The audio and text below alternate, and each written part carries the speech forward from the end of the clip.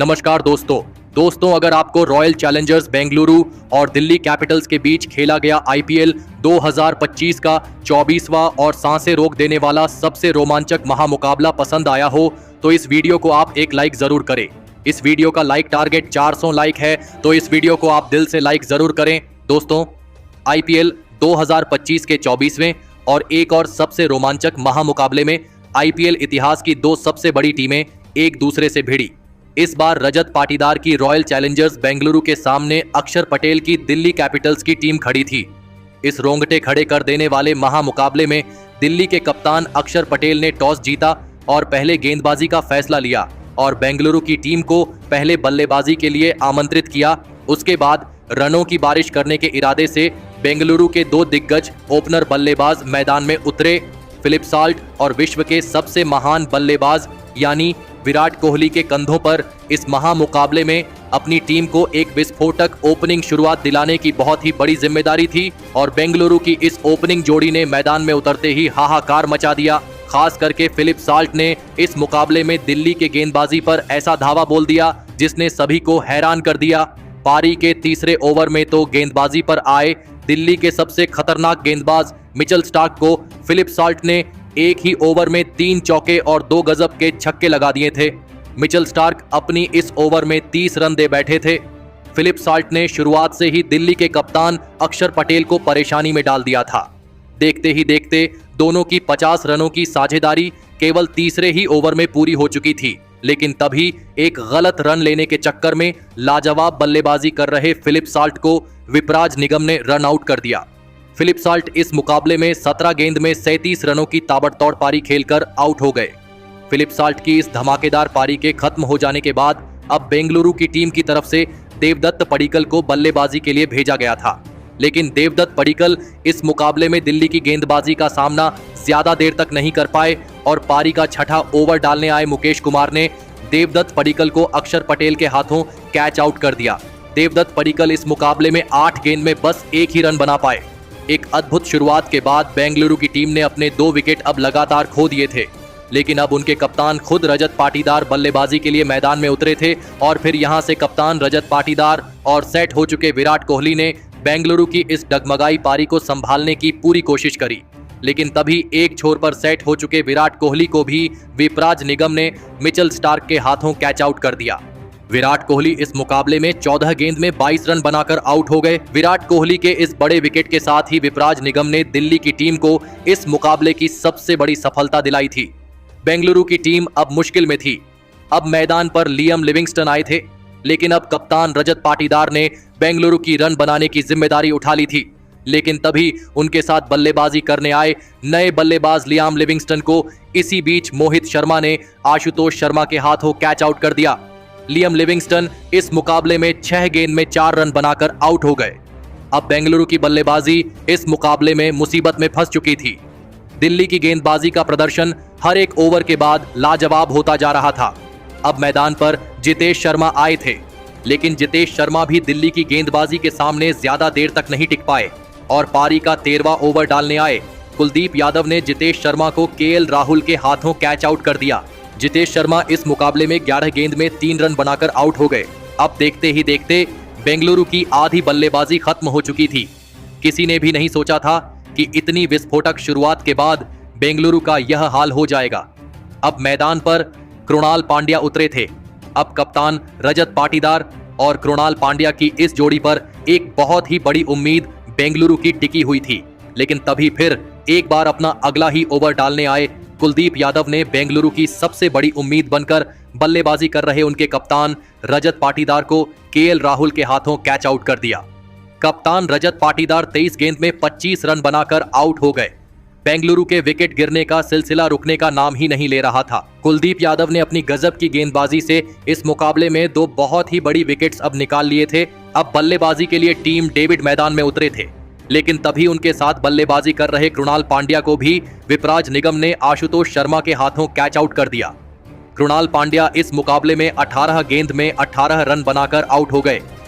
दिल्ली की खतरनाक गेंदबाजी के सामने बेंगलुरु का कोई भी बल्लेबाज मैदान में टिक ही नहीं पा रहा था, लेकिन अब टीम डेविड का साथ देने भुवनेश्वर कुमार मैदान में उतरे थे। अब टीम डेविड के ऊपर ही सभी की नजरें टिकी हुई थीं, क्योंकि टीम डेविड ही बेंगलुरु की टीम को एक बड़े लक्ष्य तक पहुंचा सकते थे। और फिर पारी का 19वां ओवर आया और इस 19वें ओवर में कप्तान अक्षर पटेल की गेंदबाजी पर टीम डेविड ने धमाकेदार बल्लेबाजी करके दिखाई और इस ओवर में एक चौका और 2 गजब के छक्के लगा दिए। तो वही इस पारी के अंतिम ओवर में भी टीम डेविड ने अपने बल्ले से कमाल करके दिखाया और गेंदबाजी पर आए मुकेश कुमार को इस ओवर में 2 छक्के और एक शानदार चौका लगा दिया। और फिर अंत में टीम डेविड की इसी लाजवाब बल्लेबाजी की बदौलत बेंगलुरु की टीम ने 163 रनों का एक बड़ा लक्ष्य दिल्ली की टीम के आगे रखा। उसके बाद बेंगलुरु से मिले 164 रनों के एक विशाल लक्ष्य का पीछा करने दिल्ली के 2 दिग्गज ओपनर बल्लेबाज मैदान में उतरे। फाफ डू प्लेसिस और जैक फ्रेजर मेगर्क के कंधों पर इस महामुकाबले में अपनी टीम को एक शानदार ओपनिंग शुरुआत दिलाने की बहुत ही बड़ी जिम्मेदारी थी। लेकिन दिल्ली की इन उम्मीदों को पारी की शुरुआती ओवरों में ही बेंगलुरु की तेज गेंदबाजी ने तोड़ दिया और पारी का दूसरा ही ओवर डालने आए यश दयाल ने फाफ डू प्लेसिस को रजत पाटीदार के हाथों कैच आउट कर दिया। फाफ डू प्लेसिस इस मुकाबले में 7 गेंद में 2 रन बनाकर आउट हो गए। फाफ डू प्लेसिस के शुरुआती ओवर में ही आउट हो जाने के बाद अब दिल्ली की टीम की तरफ से अभिषेक पोरेल मैदान में उतरे थे, लेकिन तभी विकेट गिरने के अगले ही ओवर में गेंदबाजी पर आए भुवनेश्वर कुमार ने दिल्ली के दूसरे ओपनर बल्लेबाज जैक फ्रेजर मेगर्क को जितेश शर्मा के हाथों कैच आउट कर दिया। जैक फ्रेजर मेगर्क इस मुकाबले में 6 गेंद में बस 7 ही रन बना पाए। देखते ही देखते एक के बाद एक दिल्ली के दोनों ही ओपनर बल्लेबाज अब आउट हो चुके थे। जिस तरह की शुरुआत बेंगलुरु के गेंदबाज चाहते थे वैसे ही शुरुआत अब उन्हें मिल चुकी थी। अब मैदान पर केएल राहुल उतरे थे और फिर केएल राहुल और अभिषेक पोरेल ने मिलकर यहां से दिल्ली की पारी को संभालने की पूरी कोशिश करी। लेकिन तभी फिर एक बार गेंदबाजी पर लगाए गए भुवनेश्वर कुमार ने अभिषेक पोरेल को भी जितेश शर्मा के हाथों कैच आउट कर दिया। अभिषेक पोरेल इस मुकाबले में 7 गेंद में बस 7 ही रन बना पाए। भुवनेश्वर कुमार की इस गजब की गेंदबाजी ने दिल्ली की बल्लेबाजी को अब इस मुकाबले में मुश्किल में डाल दिया था। दबाव पूरी तरह दिल्ली की टीम पर अब दिखने लगा था। अब मैदान पर दिल्ली के कप्तान खुद अक्षर पटेल आए थे और फिर यहां से कप्तान अक्षर पटेल और सेठ हो चुके केएल राहुल ने मिलकर दिल्ली की इस लड़खड़ाई पारी को संभाल लिया और एक महत्वपूर्ण साझेदारी बनाना शुरू कर दिया। लेकिन बेंगलुरु की गेंदबाजी के सामने रन बनाना इतना भी आसान नहीं था। दबाव लगातार दिल्ली की बल्लेबाजी पर बढ़ने लगा था और फिर तभी गेंदबाजी पर आए सुयश शर्मा ने सेट हो चुके दिल्ली के कप्तान अक्षर पटेल को टीम डेविड के हाथों कैच आउट कर दिया।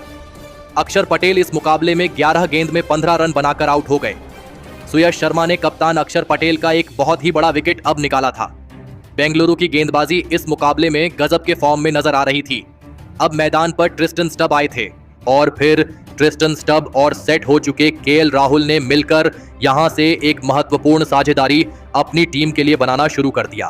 बेंगलुरु की इस खतरनाक गेंदबाजी के सामने केएल राहुल दिल्ली की टीम के लिए लाजवाब बल्लेबाजी कर रहे थे। केएल राहुल अपने अनुभव का पूरी तरह इस्तेमाल करते हुए बेंगलुरु की इस गेंदबाजी के ऊपर लगातार छक्के चौके बरसा रहे थे। तो वहीं अब उन्हें नए बल्लेबाज ट्रिस्टन स्टब का भी साथ मिलने लगा था। अब यह साझेदारी इस मुकाबले में लगातार मजबूत होती जा रही थी और बेंगलुरु के कप्तान रजत पाटीदार की परेशानियां अब बढ़ने लगी थीं, क्योंकि केएल राहुल इस मुकाबले में बेंगलुरु की टीम के लिए सबसे बड़ा खतरा साबित हो रहे थे। और फिर इसी बीच केएल राहुल ने अपना इस मुकाबले का धमाकेदार अर्धशतक पूरा कर लिया। केएल राहुल की इस पारी ने दिल्ली के बल्लेबाजी को जीवित कर दिया था।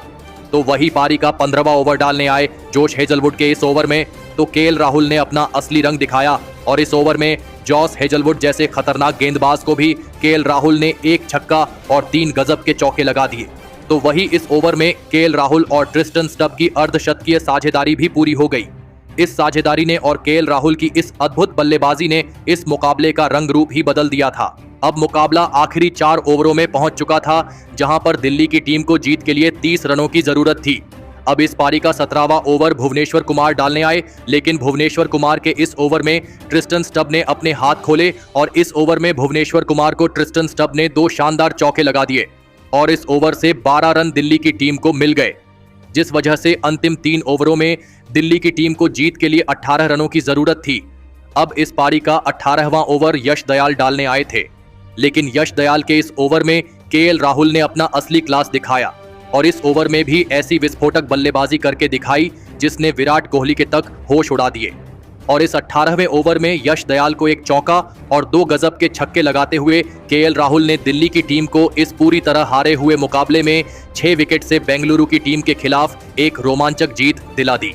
दोस्तों, बेंगलुरु की गेंदबाजी ने शुरुआत में ही इस मुकाबले को पूरी तरह अपने कब्जे में कर लिया था, लेकिन इस पूरी तरह हारे हुए मुकाबले में केएल राहुल ने अपनी टीम का साथ कभी भी नहीं छोड़ा और अपने बल्ले का असली कमाल दिखाया और अंत में यह महामुकाबला अपने नाम कर लिया।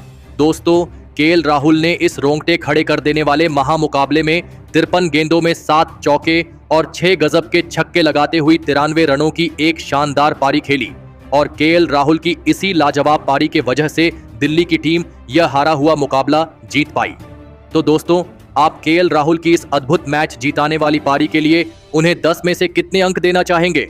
आप अपनी राय नीचे कमेंट में देना बिल्कुल भी ना भूलें। धन्यवाद।